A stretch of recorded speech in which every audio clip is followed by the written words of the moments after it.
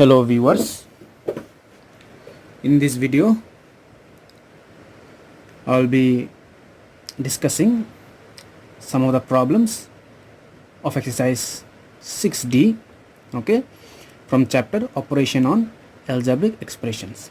I have uploaded already the solutions of few problems from this exercise in my previous video. Now I'll be continuing with the remaining solutions of this exercise, okay. So in this video, first let me discuss about the problem of this number 7. Find the value of, okay. So find the value of number 1, 82 square minus 18 square, okay. We can calculate this one by simply calculating the square of 82 and square of 18, then doing subtraction we can do.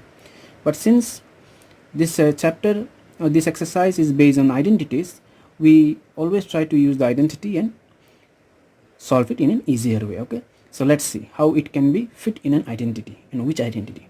So 82 square minus 18 square, okay, it fit in the identity a square minus b square, and we know that a square minus b square is a plus b into a minus b. So we fit this expression in this identity and we use the same, okay. So 82 square minus 18 square will be 82 plus 18 into 82 minus 18, as we have the identity, okay. So 82 plus 18 100, 82 minus 18 64, 100 into 64 6400, okay. This is how we look at the given expression, and the given expression does fit in which identity we first check out, then we apply that and we find out the answer, okay. So let us see number 3, how this is done and which identity does it fit. 197 into 203, it is obviously not the same expression, okay, it is in a different way. So this does not directly fit in any of the identity, okay. What we if we arrange a little bit so that we can fit in some of the identity.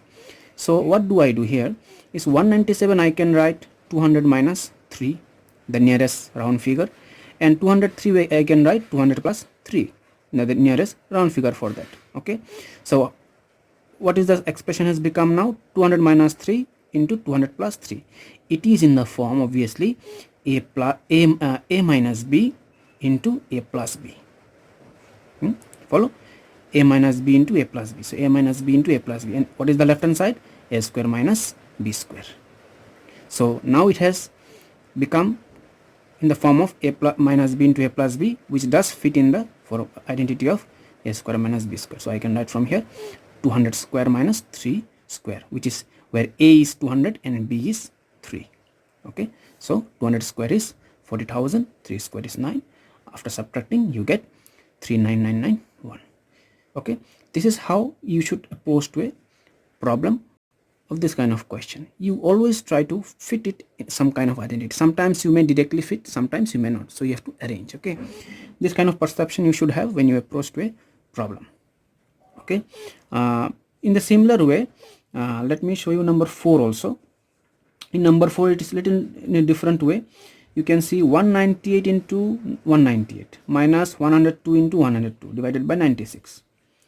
Now this also does not go in any identity directly, okay. What can you do so that it fit in any of the identity? I'm not saying this, it may be some other identity also. So let's see in which identity can it fit. So 198 into 198 we can write 198 square, and 102 into 102 we can write 102 square. Now it has become in the form of a square minus b square, which is a plus b into a minus b.